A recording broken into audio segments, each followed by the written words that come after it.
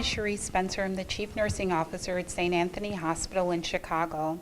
And I would just like to speak about a program that we have in place. It's a medical stabilization program to address the issue of opiate abuse in the city of Chicago, particularly on the west side. We at St. Anthony did a community needs assessment back in 2015 to see what some of the health issues we were facing in our community. And one of the top health issues was abuse of opiates and alcohol. Knowing that we're here to serve the community, we put a program together. It's a medical stabilization program. We partnered with Optimal Health to care for patients dealing with opiate and alcohol issues. In going further with that, we also partnered with Gateway. And once the patients come in and we get them stable, where they're not having issues with vomiting or some of the health issues that can come with alcohol and drug use, we partner the patients with Gateway for further treatment, 28 in inpatient treatment or outpatient treatments. So it's a continuum of care to ensure that the patients are not just left behind once they leave St. Anthony, but they continue to get care. So if you would like to reach out to us, if you're dealing with drug or alcohol addiction and you would like to reach out to us, the number that you can call is 773-484-4175. Again, the number is 773-484-4175. And that is to get help before you go into a 28-day program. It's stabilizing you here at St. Anthony Hospital. Thank you. Good morning again. Good morning. We want to first acknowledge certain individuals who made this program possible here at St. Anthony's Hospital.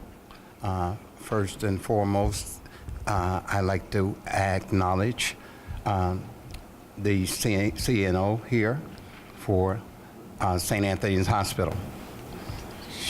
Cherie? Thank you for being here, and it's a pleasure to have Optimal Health partnering with St. Anthony Hospital to present this much-needed program. We did a community needs assessment, and opiate abuse and alcohol abuse was at the top of the list. So St. Anthony partnered with Optimal Health along with Edna Hill, who is the manager for the department, to bring this much-needed program here. And so far, we've seen over 104 patients come through the program, and we were able to connect them with outpatient help as well, along with the Gateway program. So thank you for being here, and welcome to St. Anthony. Thank you. Next, I'm going to ask Edna Hill to come. Good afternoon. And thank you all for coming. It's nice to see all of you and welcome you here to St. Anthony. It's a very much needed program in this community. And so we're happy to bring this and partner with Optimal Health and Gateway, which is a new partner of ours. So thank you so much for coming, and we hope you enjoy the afternoon. Thank you. Unfortunately, the CEO was not able to make it today, but we want to acknowledge him. And also, I'd like to acknowledge Dr. Anthony Redmond, the CEO of Optimal Healthcare Group.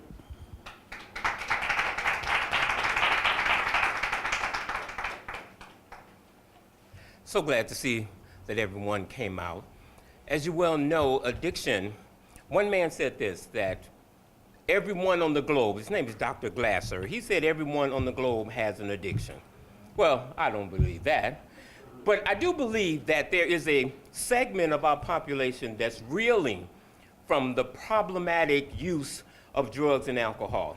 I started in the field since 1988. I've worked in almost every segment of the helping field. And what I've learned is based on those who I've interacted with in some sort of caring way, that the major problem was something very simplistic, and that is a need to repeat an undesirable behavior over and over again. Why? Because there's a thing called stuckness, where they get stuck and they have to use over and over again in order to try to find something that's not findable, if you will. But the helping field provides a global look at addiction. We might disagree theoretically or philosophically, but what we have found out, that when a person is psychologically and physiologically addicted to a drug, they lose that sense of goals, aspirations, and lifestyle. Barton and I, we coupled together because we were concerned about our community. We was also concerned about the other communities within the community and outside of ours. So we said, you know what, we can't save everybody, but we might be able to help one person make a change.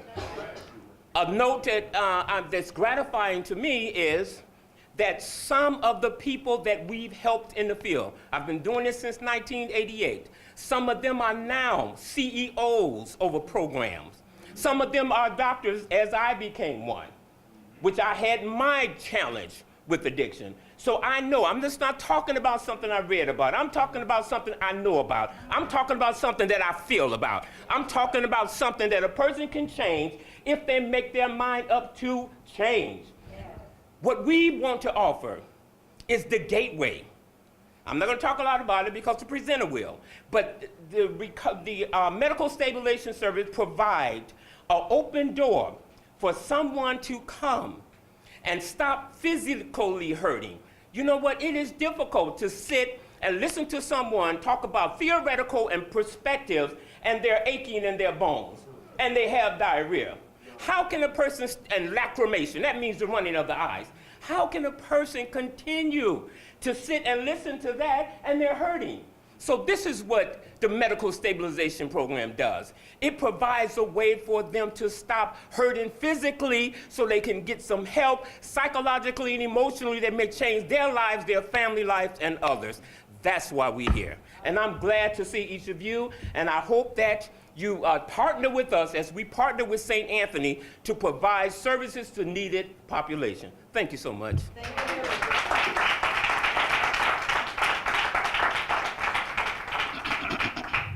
Thank you, Dr. Redmond. And at this time, we want to acknowledge in his absence, Mr. Guy Magdalia, CEO of St. Anthony Hospital. We acknowledge him in his absence. We also want to acknowledge Dr. Okechukwu Okolo, who is the medical director for the Medical Stabilization Program here at St. Anthony Hospital. And not last and not least, we want to acknowledge Ms. Rachel DeBerry, who is the director for the Medical Stabilization Program here at St. Anthony Hospital.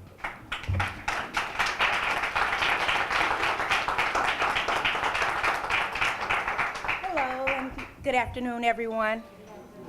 I appreciate all of you for coming out.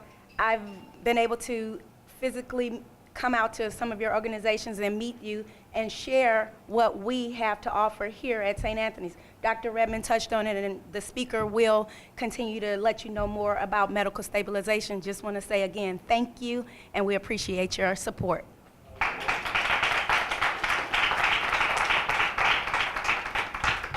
Thank you, Ms. DeBerry.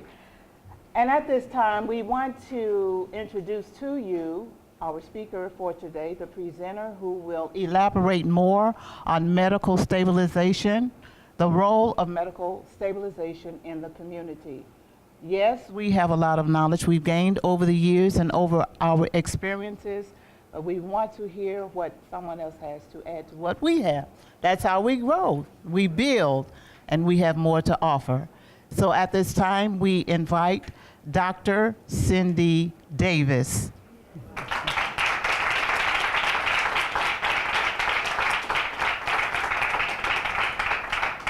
Thank you so much for that warm introduction. Why are we here today? We're here because there are people in our community who are hurting.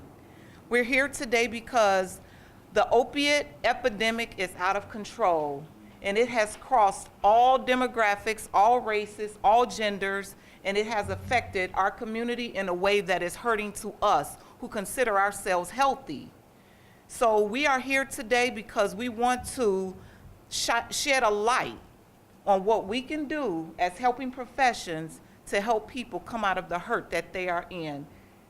The role of medical stabilization. But first, before we go through that, I want to get my logistics out of the way and let you know that the views expressed today are my own and do not reflect that of St. Anthony Hospital or Optimal Healthcare or any of its affiliates. I also need to let you know that there is no financial or non-financial relationships that I need to disclose. Next slide, please. So I'd like for us to begin, but first I want to tell you a story. And it's a story that has affected me personally. So we came home and the house looked ransacked and many of our belongings were gone. When we went to school that morning, our belongings were there, and so was my uncle. But when we came home, our belongings were gone. So, what was going on? My uncle had an addiction. He had an addiction that was hurting him so bad that he didn't mind hurting us. And that is what addiction does. That is what dependency does. He needed those items, so he took them. And I'm sure that all of you know that when a person has an addiction, nothing else in the world matters but feeding that addiction.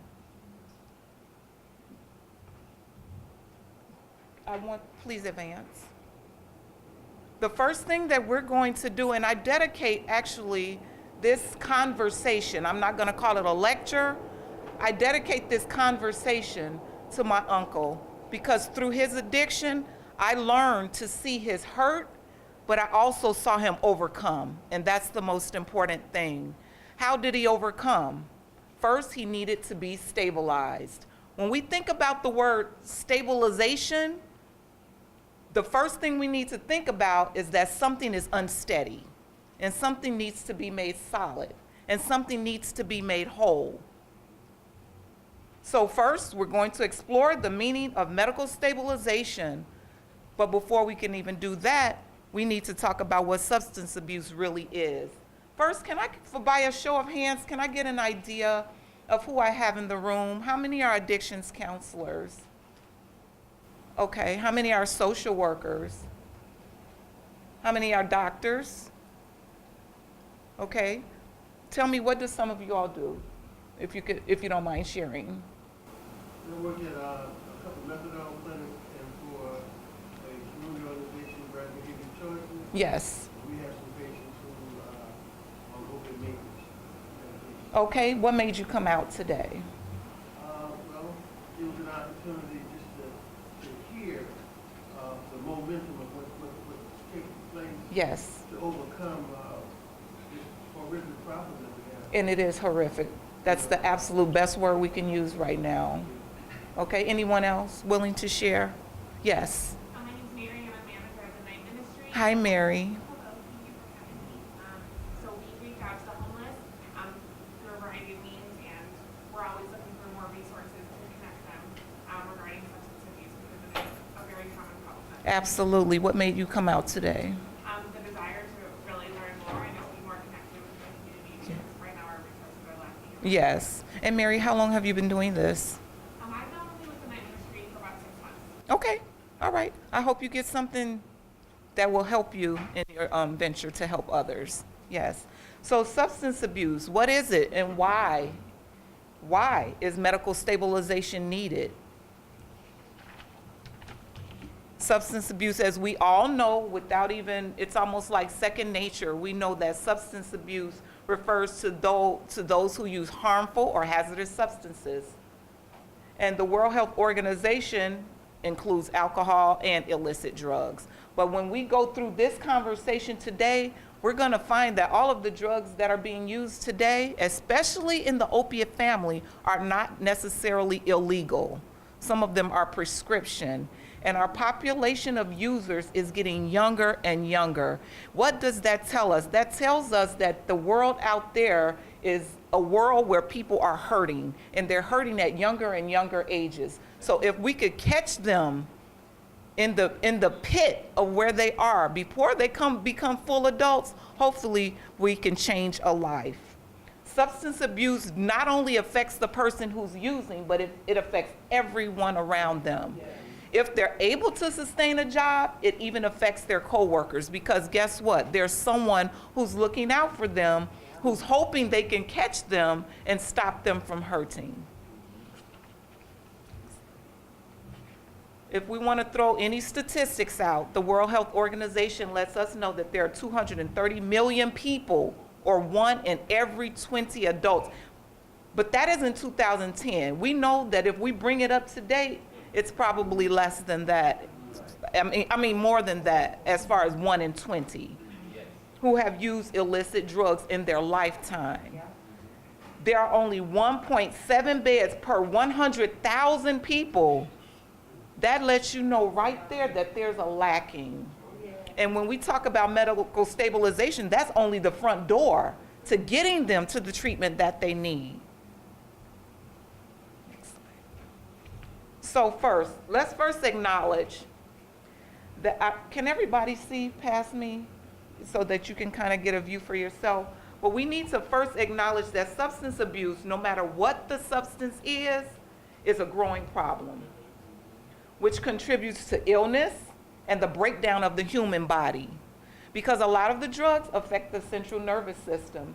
It affects how we think, it affects how we function, it affects our appetite, it affects us as a whole being, it affects our health. And because of substance abuse, a person can lose their family, their home, their job, they can lose their hope. And those of us in the room, I do not think that we would be here if we did not want to provide some kind of hope, some kind of anchor, some kind of something to give them something to hold on to. So addiction counselors, nurses, social workers, even police officers have been given that opportunity to steer people away from drug use, starting with medical stabilization. I know that there was a recent study by U.S. News and World Report who, in the jobs for psychology, they did a clinical study.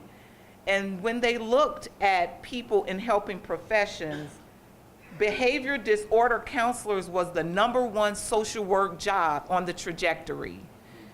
Police officers was on the list, and social workers was on the list. Why? Because more and more as society moves forward, we're gonna need more and more people to help people help themselves, as I heard one person say earlier. So let's identify the difference between opiates, sedatives, downers, uppers, hallucinogens. But because opiates is such a broad subject, I'm gonna make opiates last so we can elaborate a little bit more. The first thing I want to do is look at our Venn diagram. And if I can step over here for one moment, I'm sorry, I know you're filming. If I could step over here for one moment, it's not very clear to me, but when you look at the Venn diagram, you will see that some of the substances cross over to one another. So caffeine may be a stimulant, cocaine may be a stimulant, but it's also an upper. Then you have over here, you have your marijuana, your THC, you have your LSD, which is a stimulant, but it's also a hallucinogen. So it's important that when we look at our Venn diagram, we see that there are many drugs that cross over one another, they intercept one another. I would like to spend a little more time on opiates, like I said, so we're gonna start with sedatives. Those sedatives are those things that slow us down, those things that affect our normal brain function. And you know, earlier you heard me talk about illicit substances. The trajectory that the world is on right now, and when I say that, I include young people, I'm including high school students who are having trouble sleeping at night. So when you go to your primary care physician, what are they prescribing? Xanax. They're prescribing Ambien. They're prescribing things, Lunesta. Even when you look at the commercial, there's a butterfly. Just makes you feel so peaceful. You just want to go to sleep looking at the commercial, you know? So those things are real. It's a sedative. It's supposed to slow you down and make you mellow. And when we want to be mellow, that means that there's something in our life that's kind of chaotic, and I need to slow down. And it's so chaotic that I can't sleep at night. So there's trazodone and Lunesta and Xanax and all of these downers to slow us down just a little bit. But people are becoming addicted to them. And I'm going to use another word. They're having a dependency on it. Their body depends on it to help get them through the night. And I'm not going to spend a lot of time on our downers. Can I look at the central nervous system on the next slide? And I'm going to step away for one moment. When we look at the central nervous system, the brain, the spinal cord, the nerves, and you use a downer, you can understand why with the sedative, that person might present to you with slurred speech, because if I'm slowing down, it's like being in a vacuum almost. And the central nervous system, we have the nerves, the spinal cord, our brain, it affects our speech, it affects our muscle coordination, it affects our physical coordination. So when we take a sedative, it depresses our central nervous system. Phenobarbital, and that's used for anxiety as well. People are just nervous. How am I gonna pay my rent? How am I gonna buy uniforms for my children to go to school? There are so many needs out there. Now you can see that brain, that spinal cord, those nerves. And when that's affected, it affects our whole being. I want to transition a little bit. We just talked a little bit about downers, but what about those uppers?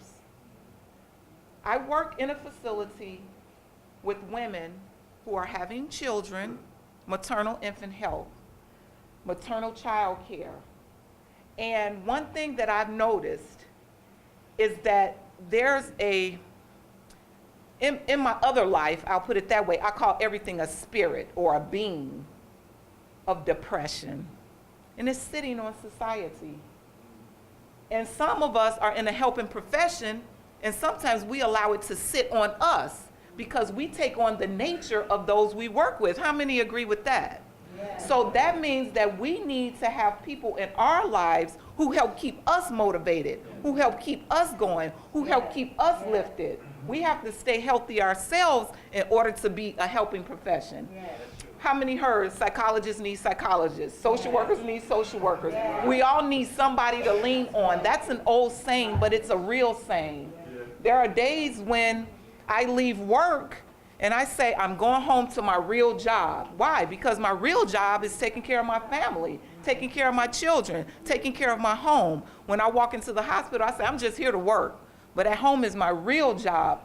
But sometimes you walk away and you have to learn how to detach.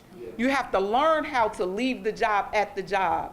There are people on my job right now who, when they have a day off, they check their work email. They call me at work to tell me, what about that email that they just sent out? But guess what? When I'm at home, I don't check my work email. I don't check to see if someone answered a text. I don't do it. You know why? I had to learn it over years. I've been doing what I do for 21 years plus. So I had to learn how to detach from the child who was brought in for child abuse. I had to learn how to detach from the woman who came in and her husband just beat her up. Why? Because I would be overwhelmed. I would be at the stove cooking and I'm too anxious because I'm wondering what's happening at work. Yeah. So we need to learn how to detach. But guess what? When you get to the point that you cannot get out of bed in the morning, you do not want to open the curtains, you do not want to function because life feels too heavy, then guess what? We need an upper. We need something that is going to motivate us. I gotta get up. I gotta get up. I want to feel good when I get up. So people take drugs that make them feel woke. Those are our uppers, also known as stimulants, such as cocaine, amphetamines, methamphetamines. And you know what? I want you to pay attention today to what all of these things do to our bodies. Prolonged use of uppers, guess what? Believe it or not, can cause itching. They just itch, they just scratch. Increased heartbeat, tachycardia, for those who are medically inclined. Hallucinations, paranoid delusions. We have to pay attention to these things when we're sitting down with people, because if we cannot recognize the signs, we're gonna miss something. These drugs can be injected, swallowed, crushed, snorted. And those of us who are at that gateway, those case managers, those social workers, even nurses. Do I have any nurses in the room? You a nurse? Okay, thank you for coming today. Our nurses, yes, thank you, Ms. Doherty. I appreciate it. Darkest, thank you. The nurses, all of us are part of the assessment. Hello, how are you doing? How long have you been using? When was the last time you used? How much did you use? Why are those questions important? They're important because you have a physician who's going to prescribe the right medication to get them through that moment. And if we don't know how much they used, the last time they used, et cetera, we can give the wrong dosage. So we want to be accurate in what we're doing. And we don't want to experiment on people in our community. We want to give them professional care. We want to let them know that somebody genuinely cares about them, and we're not just here to do a job, but that they are important to us. Because you know what? When we're on that job in that moment, that's all that matters. So when I'm at work, it's not about my family. It's not about my children. It's about the client sitting right in front of me who's hurting and looking for an answer. Yes. Do you agree with that? Yes. Next, please. Let's take a look about the history of cocaine. Cocaine used to be legal, and you used to have to get it from a pharmacist. And they have these little cocaine tooth drops to help children who were teething. And you would pay for it, and it was legal. And turn to the next slide for all you Coca-Cola drinkers. Coca-Cola used to have cocaine in it. And there's still some question about whether or not they removed the cocaine. But they are now allegedly taking the cocaine out and use caffeine. So that's one of our uppers. And yes, people do get it through their drinks, through their food, chocolate, etc. Those are our uppers who get people awake and going. We have to admit that it works. Including coffee, we have to admit that it works. But you know what? When it gets to the point that the body is so dependent on it, and that there's frustration and crying and anger and irritability, etc., that's when we need to check even ourselves so that we can continue to be what we need to be for others. So let's touch a little bit on hallucinogens. I was looking at this as I was preparing for this presentation, and we know that it's all in the name. Hallucinogens are those drugs that cause hallucinations. We know that. That is not worth repeating. But you know what? It's a drug that changes not just our awareness, but the depth in which we see things, the depth in which we feel things. As I was studying, there's one segment of study that taking LSD and PCP change our way of functioning so much, and this is the quote that they use. You hear colors and you see sounds. That doesn't even make sense, does it? Right. But that's how it is when the brain is on LSD and PCP. And I know that in the room we do have former people who were addicted and now are in the helping profession ourselves. And when we look at hallucinogens, when I say man-made or plant-based, that is those mushrooms. Those mushrooms that give us that high and make us hallucinate. And when I say we, I'm only saying it as part of that theory that we become a part of the client that we're helping in order to reach them. Thank you. We got to look also at the clinical features of using hallucinogens. Again, rapid heartbeat, sweating, blurred vision, tremors, lack of coordination, etc. And we always want to pay attention to the clinical features. Why? Because sometimes at the point of assessment, that person is sitting right across from us, and we need to know what they're experiencing and what they're going through so that we know what to do at that critical moment. It's hard for me to, so I want to spend a little bit more time on opiates, because I know that's the one word we've been seeing on TV, we've been hearing on the radio, we've been hearing within the community, and the reason why we want to spend so much time on opiates is because it's epidemic in our nation right now. And no, we are not crossing the nation right now, it's right in our backyard. And it's in our high schools, it's in our colleges, it's in our universities, it's at our jobs. So we want to take a little bit more time to look at the drug that everybody calls opiates, derived from opium, little poppy seed plant. And if we look at our brain function, our brain, we have natural opioid receptors. You know why? Because opiates bring us pleasantness. They bring us that pleasant feeling. But you know what? We have God-given opiate receptors in our brain. Yeah. But opiates from man create artificial endorphins to give us an artificial high. And guess what? It's only temporary. The shelf life doesn't last like, okay, for the rest of my life, I'm gonna feel good. No, at some point you're gonna come down. And once you come down, then there's the depression, and you gotta get back up again. So we already know that our brains have artificial opiate receptors. But guess what? Opiates are in the class of sedatives, in a class all its own. It affects our brain functioning. Thank you for changing that. And the one common thing that all opiates have in common is that they're addictive and they slow down the central nervous system. If you take a look at those that are legal, fentanyl, you get that when you go to the hospital to have a baby. They put it in your IV. Codeine, your doctor tells you, take a little Tylenol with codeine. So guess what? If we do a urine drug test on you, you're gonna come back positive for opiates. And then you have morphine. Our Greek god Morpheus gave us morphine. It's named after him. And guess what? He's the god of dreams. So there you go, the Greek god Morpheus, and there we have morphine. But look at our little man in a bottle. It's a vice. It's how do I get out of this? How do I come out of this? How do I break free? We're stuck in pill bottles. And those are our legal drugs. But look at our illegal one, heroin. And guess what? That's the most widely abused opiate drug is heroin. Heroin can be snorted. It can be, I don't know, all kind of things. You know what? We don't want to forget about hydrocodone, oxycodone.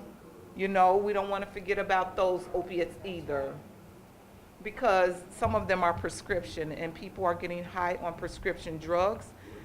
The elderly are getting high on prescription drugs. Our young people are stealing their parents' prescription drugs. So we want to pay attention. Can I have a volunteer to read that for me? Anybody? Yes, please. Addictions destroy their victims in a most unkind way. First, they destroy all that is lovely, then all that is loved. Their victims become pariahs, shunned and ashamed until they are isolated, miserable, and despised. So when Virgil Stokes said that, and when you look at that, their victims become pariahs. Pariahs are social outcasts, because everybody know, even growing up, that the lady on the block who was the alcoholic, her children were the ones who came to school dirty. Everybody knew their mom was an alcoholic. They were social outcasts. They wore the same clothes every day. They didn't smell fresh. People talked about them. So when Stokes said that, he was really onto something. You know what? I want to look at the opiate crisis in Chicago. So very recently, Chuck Gowdy did an expose on Chicago. And they went along the Chicago River and they had so many needles. They call it Camp Heroin. There were just along the Chicago River, to have over 6,000 overdoses in Chicago alone, that was like 18 per day. And guess what? That outshined our gunshot victims. 18 per day. So if that's not an epidemic, I don't know what is. Next slide, please. I was very shocked when Chuck Gowdy told us, so why is St. Anthony's important? Look at where you're located. Look at who you're going to deal with. Look at right on Congress and Pulaski, 38 overdoses in 2016, right on Congress and Pulaski, 22 at O'Hare, 13 at Midway, 5 at Navy Pier, and 78 is an astounding number right along State Street. That is astounding to me. And that, my friends, is a crisis. That, my friends, is an epidemic. That, my friends and fellow colleagues, is what we are dealing with. And that is where our help is needed most.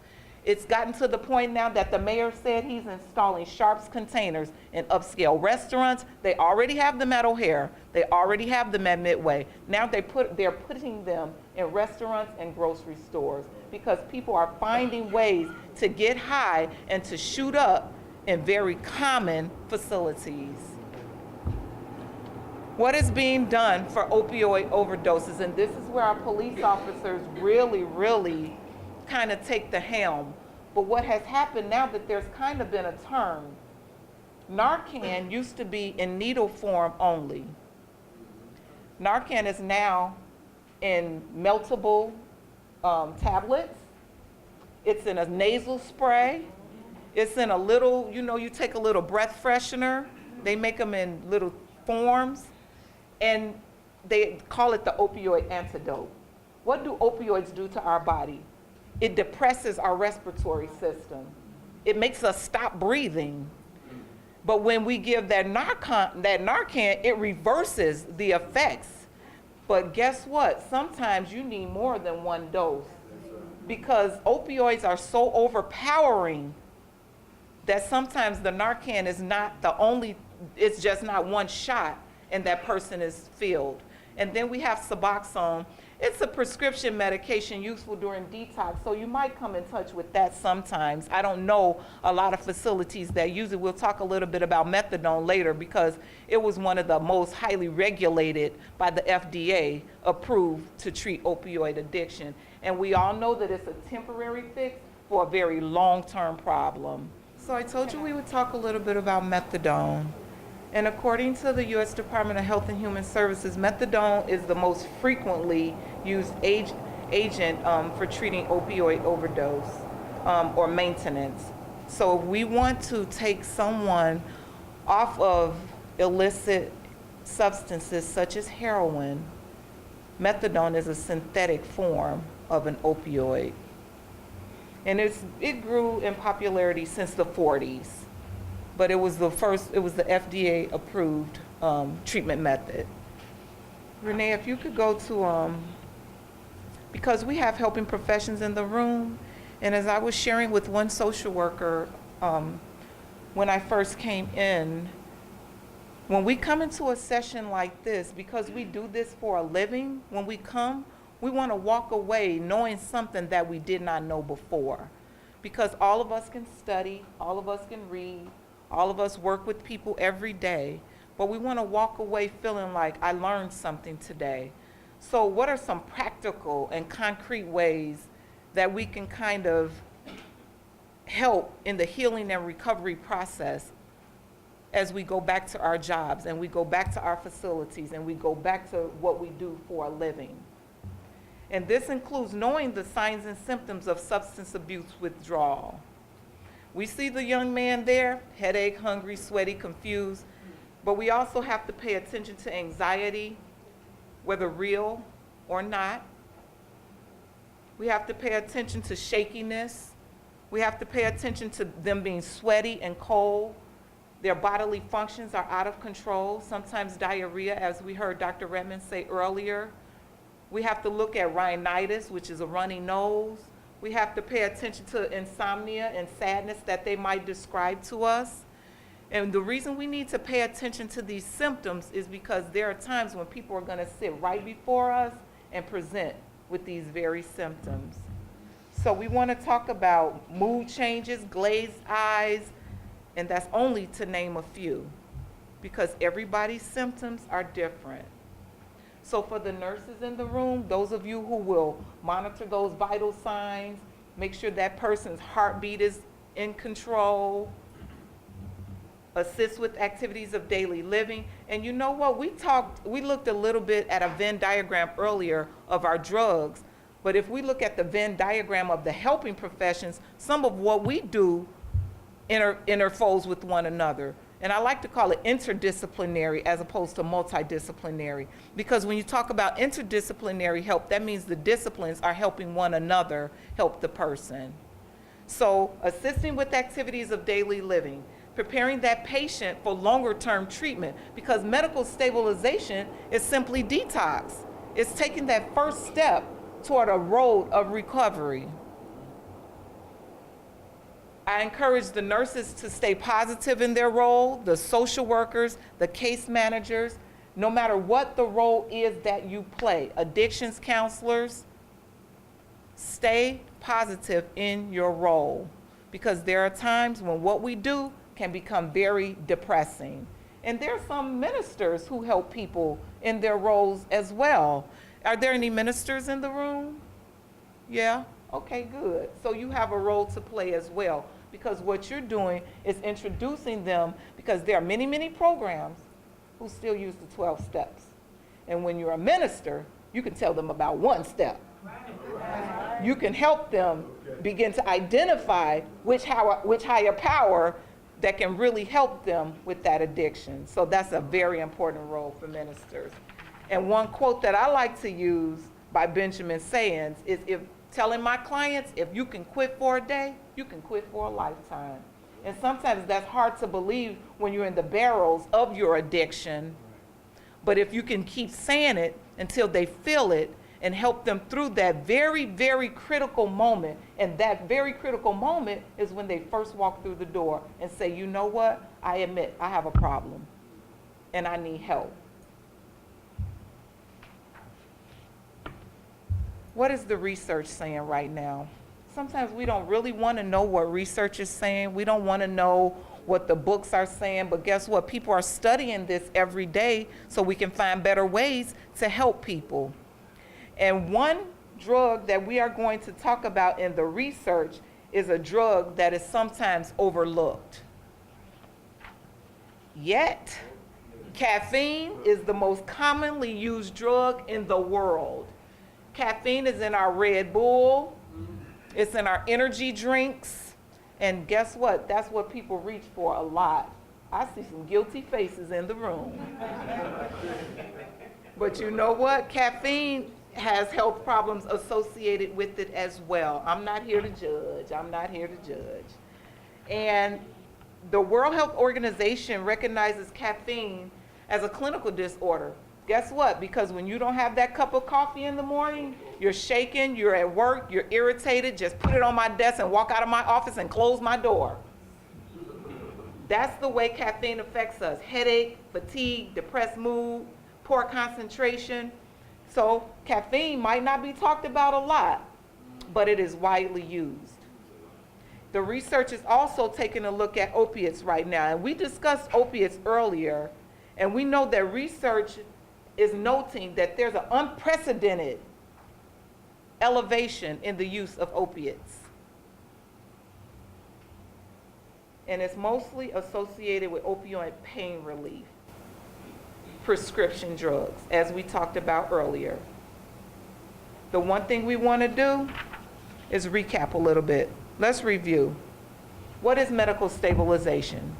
Medical stabilization is detox. It's the first step toward recovery. It's the first time we meet those people and let them know that there's a better way. That's when they start a new treatment regime. That's when the physician prescribes the medication and adjusts it accordingly. We learned the difference between sedatives, uppers, downers, opioids, hallucinogens. We have learned today about what the research is showing, what current literature is showing, what people are researching, and what it is we hope to do. Somebody in the room, tell me what it is you hope to do when you leave here today. Anybody? Go ahead, please. Tell me your name. My name is Arthur Young. Arthur, thank you. I work with 300 or 400 patients every week who use methadone. They come to the program sick and leave sick Okay, because most of them never stop using, gotcha. so they're dual addicted. And the resources to get those people stabilized are few and in between. They have programs you talk about tapering the dose when they go in. But you have people who've been on methadone for 20, 25 years. Correct. Who want to get off. Correct. And there's no process for that to happen.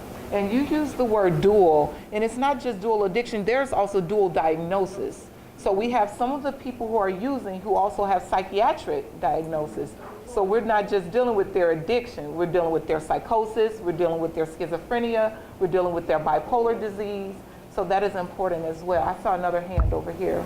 Yes. My name is David Collins, and I hope to, for those that assess this need to refer them to this new detox facility. I came here to support my boss, Anthony Redmond. I appreciate that. And there are a lot of hospitals. I'm so grateful that St. Anthony is doing this and that it is in the neighborhood, because there are so many programs that won't take pregnant women. And from what I understand, Optimal Health will accept pregnant women. So that's very important because we want them to deliver clean. Anybody else want to share what it is you hope to do? Yes. My name is Sweet Hughes. I'm a social worker. I was thinking about even recognizing people with addictions as they come into my presence and noticing Correct. what they're going through so that they can be referred out for proper services. Yes, absolutely. Yes. Hi, my name is LaShawn Rickman. I am the Executive Director of Market Behavior Tourism. And what I'm learning today is that we have a house initiative program for women. I need other outlets, resources to refer my patients to besides St. Bernard, Holy Cross Hospital, Fetches Clinic, Providence. So now that I know that St. Anthony is a board, because my sister worked at this hospital for over 25 years. Amazing. She was a nurse. Okay. And she always was hoping that a vision was broader than it was back then. Correct. Because, she sees a lot of clients in the ER dealing with addictions, Yes. depression, and et cetera. It's Yes. just- Psychiatric diagnosis. it's now- Yes. It's now and never. Yes. So thank you for being invited. It's a very critical I'm looking moment. forward to collaborate with some individuals. Absolutely. The need is there. Yes. The need is here. Yes, it is. Anybody? Oh, I saw a hand over here. Yes. My name is Regina Doherty. Hi. And I'm a nurse, and I look forward to bringing my expertise to St. Anthony's and helping in this community that Yes. Yes. So we just heard a little bit about what it is we desire to do. And more than anything, I need you to know that your role in medical stabilization is paramount, because don't see St. Anthony as the door, you are the door. So I need you to today make up in your mind that you're gonna open yourself. You're gonna be that open door. You're gonna be what people need to take the next step. And for right now, it's baby steps. Medical stabilization is step one. We have to get them on the road of recovery, and we want to be open doors ourselves, okay? So, bottom line, start where you are, use what you have, and do what you can. And that's from our infamous Arthur Ashe. I'm concluding my presentation, and I thank you for your time and attention. But I do want to open up for questions or just conversation, as I said earlier. And I also want you to complete your evaluation. Is there anybody here for CEUs? Okay, so I'll sign those certificates when we're done. Okay? Questions, concerns, sharing? Yes. Tell us your name. Thank you, Dr. Davis. Yes. My name is Beverly Booker. Yes. David and I used to work together at one point. I've been in the field for a number of years, since 1990. Tell us what you do. I work with Optimal Healthcare Yes. at this time, and one of the reasons that I decided to take the position and come forward with optimal healthcare is because I've been in the field for a long time. Yes. I wanted to see something different, and I wanted to do something that was very different. And what I found is that while medical stabilization, in my understanding, is a form of detoxing, it is actually the step before detoxing because it deals with the acute withdrawal as opposed to the long-term withdrawal. Absolutely. Medical stabilization is 3 to 5 days. As all of us who've been in the field know, we know that detoxing or withdrawal can last longer than 5 days. Yes. So medical stabilization deals with the acute withdrawal. Yes. And those are the withdrawals that have the onset 12 hours after last use. Yes. And are most intense and life-threatening. Yes. Most intense and life-threatening, which is why it's a hospital-based service as opposed to a community-based service. And when that was explained to me in the interview, I said, there's a different edge. There you go. There's a different marketing population. That is very different than community-based organizations that have long-standing detox.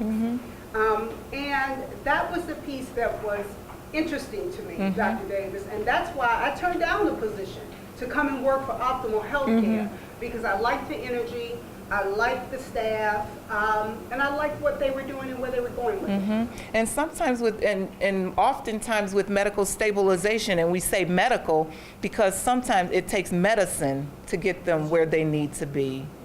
So, any other comment, concern? Mr. Fitzpatrick, I'm going to turn it back over to you. Thank you. Thank you, everybody.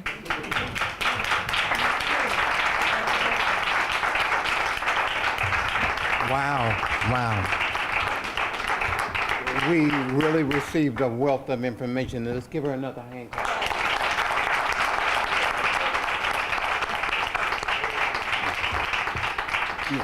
I'm really excited today because that Cindy is one of our daughters presenting today, and a lot of time we go back and forth with information. You know, I learned from her and she learned from me, and we exchange a lot of valuable information. And when I sat and listened to her today, it just warmed my heart because she has this passion for people who are addicted and helping lives be put back together, and that's a central focus of why all of us are in this room today. And we want to thank you for coming. We want you to finish up this food because we didn't get a chance to finish it earlier for those who came a little later, and we want to do some networking before we go. Okay. Those who need their CEUs, please see Dr. Davis up here, please. Do you have any questions or comments before we go to the next phase? Yes. My question is, as they come through your door for the medical acute phase of the stabilization process, you refer them to another level for the actual detox or the treatment component. How does that go hand in hand before you are receiving it? Okay. One of the things, one of the phases that happens directly after that is that Gateway, who's on board now in collaboration with us, they prepare the referral and placement for them. And so they go, the counselor up on the floor, up on the unit, will see to them and then assist them in that placement process before they go anywhere else.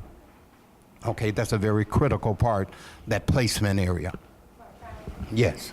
I'd just like to add, with the STR program, they actually help eliminate barriers that are aligned with treatment. Absolutely. So if the person needs transportation, or if they need some clothing, or they try to eliminate the barriers to getting that person into treatment. So it's actually like a warm handoff. They make sure to actually take the person sometimes to the facility and get them in, Yeah. get them in bed. So that's a lot of the times. We have 5 gateway staff, 3 at this location and 2 in another hospital that work hand in hand with us daily to get the person to the next step. And we all know who are in the field how difficult it can be to get placement. Is that right? Yeah. So that's a critical part that now that Gateway is here with us in collaboration, that piece is in place. Yes. Yeah, I work within a different therapeutic milieu. So what's the process for referring if we're not networking with gateway? I mean, is there a walk-in process or is there a formal procedure? You mean if an agency call us, or one of the patients, one of our patients is leaving? No, if a patient wants This, service. oh, okay, You know, because if you're working within a milieu like gateway and all, Sure. I don't do that. I work contractually. Okay, But I know people that need this service. right. So what is the process for referring? Okay, well, what would happen, that we would give you the information, we have it over here on the table, okay, the phone number, and that's to the intake office, okay, they will call that intake office. Beverly, who's one of the intake specialists, will receive that call, do a screening over the phone, okay, to find out if that person is appropriate for this level of care. Okay, all it takes is about 5 to 7 minutes to determine if that person is appropriate. If they are not appropriate, we don't just hang up the phone, we find a placement for that person in the appropriate level of care. What is the funding in regards to paying for the treatment? Okay, funding, yeah, we take 90% of the insurance companies, okay, we take Medicaid, Medicare, okay, yes, county care as well. Mm-hmm, I have a question. sure. And my name is Gigi Fuller. As far as treating the pregnant client, will they receive the same regimen as all the other clients, the 3-day detox and then the warm handoff? Or what does their aftercare plan look like? Okay, well, we have a large referral base, okay? And when we look at pregnant women, we look at them as a special population, okay? And we want to move away from the 3 days. It's 3 to 5 days, depending on if they're stabilized or not. So if a person is here for 3 days and they're not physically stable, then we keep them longer, because it would be to their disadvantage if we just discharge them after the 3 days. That's why we don't say 3 days. You follow me? Now, with the stabilization process, I know that you're winning them off the methadone that increasing their Yeah. urge. Now, I've heard you speak about the Narcan, heard the individuals talk about the Suboxone, or what about the withdrawal? Do y'all make sure, are y'all in any affiliation with recommending the withdrawal shot and claiming it once a month? And I don't have to send them to family clinic, and they're gonna be day, Providence. I'm trying to keep that urge at a minimum and addiction stable.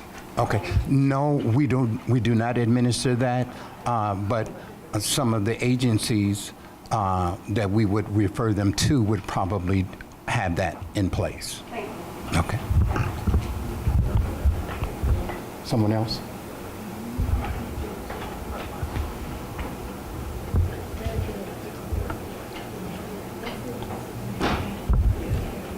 Okay. Thank you for your time, and thank you again for coming, and give yourself the hand clap.